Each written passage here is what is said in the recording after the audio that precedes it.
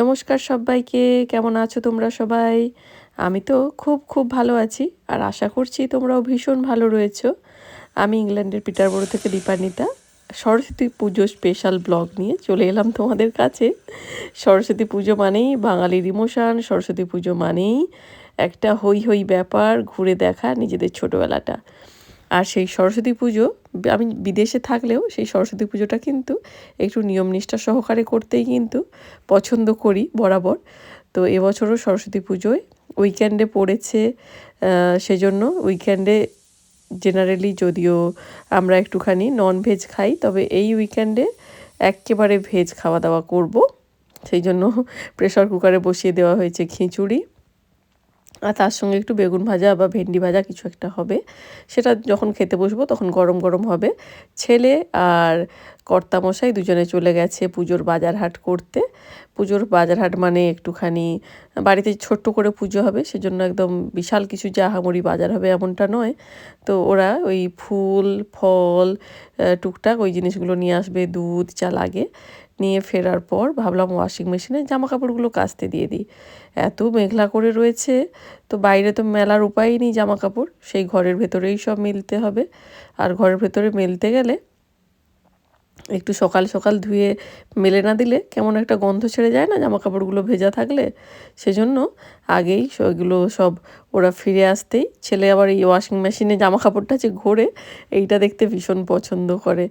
Plus ওকে সব কিছু কাজে একটু ইনক্লুড করলেও ঘরের কাজগুলোও টুকটাক শেয়ার করা শিখছে, সেজন্য ওকে সঙ্গে নিয়েই এই কাজগুলো করি। এই যে দেখো রান্নাঘরে আমার এই কর্নারটা আমি একটু সাজিয়েছি, আর আজকে ভাবছি এই রান্নাঘরের পর্দাটাও একটু চেঞ্জ করে দেব।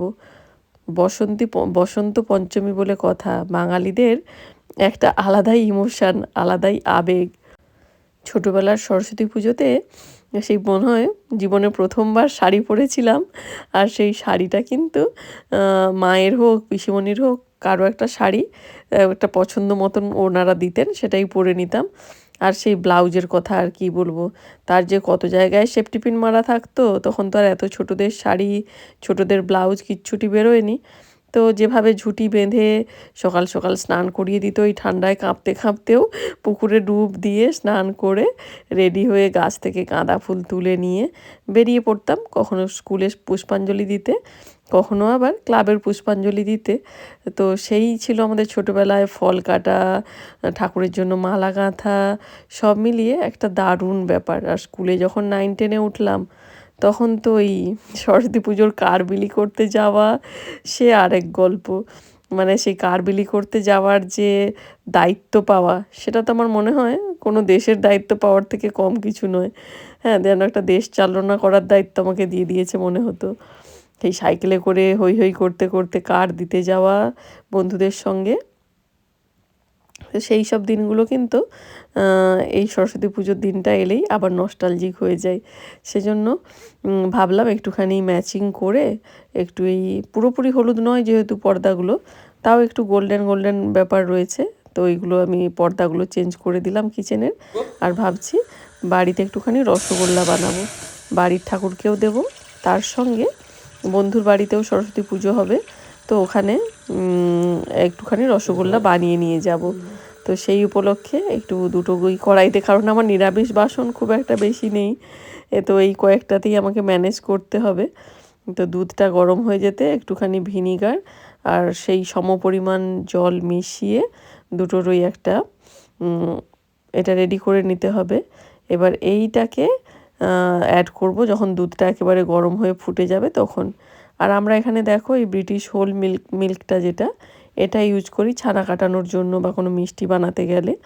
তো এই দুধটা বেশ একেবারে গাঢ় দুধ হয়, জলের ভাগ খুব কমই থাকে।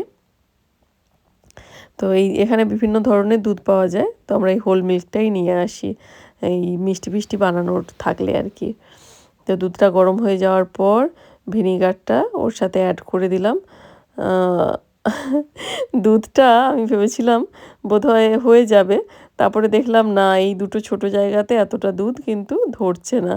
প্রায় 5 লিটার মতন দুধ আনা হয়েছিল, এবার সেটাতে মানে এই বাসনে কুলিয়ে ওঠা খুব চাপের। তো তাতেই কোনো রকমে ম্যানেজ করে দুটোতে ভর্তি ভর্তি মতন দুধ নিয়ে করছি। মোটামুটি তাও প্রায় 4 লিটার মতন দুধ নিয়েছি, আর 1 লিটার দুধ থেকে গেছে, কারণ আর জায়গায় কুলোয়নি আর কি। এবার ছানাটা দেখো সুন্দর করে কেটে গেছে, জল ছেড়ে দিয়েছে, এরকম হালকা সবুজ রঙের একটা জল ছেড়ে দিয়েছে। এবার ছানাটাকে ছেঁকে নেব। ছানাটাকে ছেঁকে তারপরে এবারে ভাবছি না আমি পুজোর বাসনপত্র আরও কিছু আমাকে বাড়াতে হবে। সব কিছু এত পুজোর বাসন লিমিটেড থাকলে কম বানালে ঠিক আছে, বেশি বানাতে গেলেই তখন কিন্তু একটু বাসনটা নিয়ে মুশকিল হয়ে যাচ্ছে।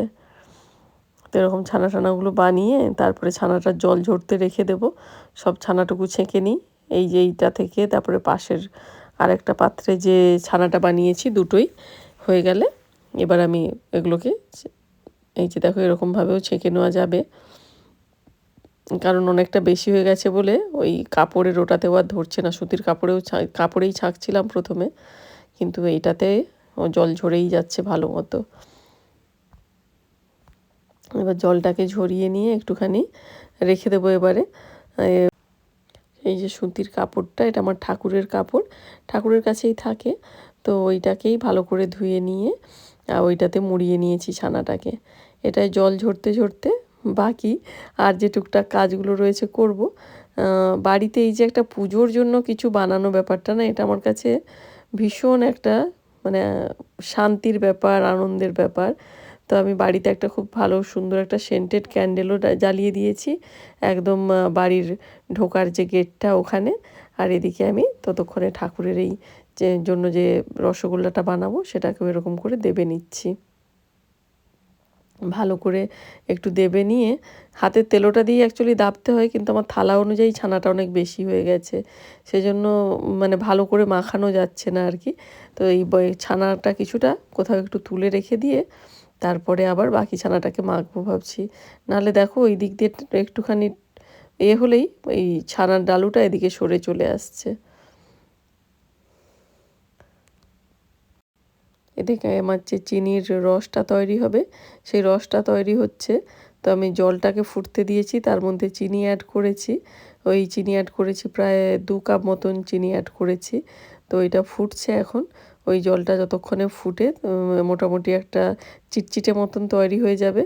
দুটো জায়গাতেই বসিয়ে দিয়েছি দেখো, নাহলে একটাতে করলে না মনে হচ্ছে না কুলিয়ে উঠতে পারবো, সেজন্য দুটো জায়গায় বসিয়েছি। হ্যাঁ, ছাড়লে তো দেখছি ঠিকঠাকই আছে, ভেঙে যাচ্ছে না। কিন্তু এই যে একটায় দেখো আমি না ভুল করে একটাতেই প্রায় 20টা মতন ছেড়ে দিয়েছিলাম। এবার এই 20টা ছানার বল একসাথে ওখানে এঁটে তো গেছিলো প্রথমে, কিন্তু যখন রস পেয়ে ফুলছে তখন তো আর উল্টাতে পারছে না। নাহলে দেখো একা একাই কিন্তু যখন জলটা ফোটে ছানার বলটা আমাদেরকে কিন্তু উল্টাতে হয় না, ও একা একাই এপাশ ওপাশ করে উল্টে গিয়ে রসটাকে অ্যাবজর্ব করে নিয়ে ফুলে যায়। কিন্তু এখানে যেহেতু আমার ছানার এই গোল্লাগুলোর পরিমাণ বেশি হয়ে গেছে, বেচারা রসগোল্লাগুলো আর একা একা মানে এদিক ওদিক পাশ ফিরতে পারছিল না। তো পরে আমি ওদেরকে চামচ দিয়ে নেড়ে দেখার চেষ্টা করব, দেখি কতটা কি হয়। আর আমি ফুটন্ত যে চিনির সিরাপটা বানাচ্ছি এটাতে কিন্তু কয়েকটা ছোট এলাচ ফেলে দিয়েছি, দিয়ে আমি ঢাকা দিয়ে দিয়েছিলাম যাতে এই যে দেখো বাবলসগুলো হচ্ছে পুরো যে গোল্লাটা তার ওপরটাকেও যেন কভার করে আর কি। তাহলে গোল্লাটা অনেক বেশি নরম তুলতুলে হয় যদি পুরোপুরি এরকম একটা এই গরম বাবলসের মধ্যে পুরোটা থাকে। এমনিতে নিচের দিকটা তো গরম জলে রয়েইছে, ওপরটা বাবলসে কিন্তু পুরো কভার হয়ে গেলে ভালো। এই যে দেখো আমি যেহেতু ওরা উল্টাতে পারছিল না বলে চামচ দিয়ে নাড়তে গেছি, কয়েকটা রসগোল্লা ভেঙেই গেল। এখানে ধরেছে মাত্র 10টা, এটাই করেছি 20টা, আরও রয়েছে, মানে আরও হয়তো খেপ করতে হবে জানি না। এই যে দেখো আস্তে আস্তে করে তাও তুলেছি। তো পরের বার থেকে যখন বেশি রসগোল্লা বানানোর চিন্তা করব আমি অবশ্যই করে একটা মানে বড় নিরামিষ কিছু পাত্র এনে তবেই এই কাজ করতে বসবো। মানে এত টাইম নিয়ে নিচ্ছে কয়েকটা কয়েকটা করে এরকম করে তুলে রসে ডোবাতে। এবার ঠাকুর যে প্যান্ডেলে বসবে ওই প্যান্ডেলে একটুখানি আলপনা দিয়ে নিচ্ছি। প্যান্ডেলটা কুহেলি আগে থেকে বানিয়ে রেখেছিল, মানে ঠাকুর বসানোর বেদিটা, আর আমি ওটাই জাস্ট একটু আলপনা দিয়ে দিচ্ছি যে ঠাকুর এই জায়গাটায় বসলে আরও দেখতে সুন্দর লাগবে। তো আমাদের এই ছিল সরস্বতী পুজোর আগের দিনের প্রস্তুতি। আর তোমরাও কে কীভাবে সেলিব্রেট করছো সেটা জানিও। আর পরের ভিডিওতে দেখাবো আমাদের ঠাকুরমশাই আসবেন পুজো করতে, আর আমরাও কতটা কি অ্যারেঞ্জমেন্ট করতে পারলাম। তোমরাও আমাদের সঙ্গে থেকে অবশ্যই কিন্তু দেখো। আর তোমাদেরও পুজো কেমন কাটলো সেটা কমেন্টসে জানিও। সবাই খুব খুব ভালো থেকো, সুস্থ থেকো। দেখা হবে আবার পরের ভিডিওতে। ততক্ষণের জন্য কিন্তু টাটা।